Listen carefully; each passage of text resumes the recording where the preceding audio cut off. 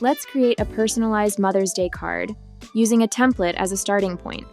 Let's start by changing the canvas dimensions so that it is square.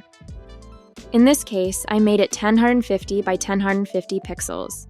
Then, center all the graphics. You can do this easily using the Align to Center tools found in the text controls. Let's hide the text as we don't need it for now. Hide layers by toggling the eye icon in the Layers panel. Next, let's add a photo. By uploading it to Studio's Uploads panel, click to add it to the canvas.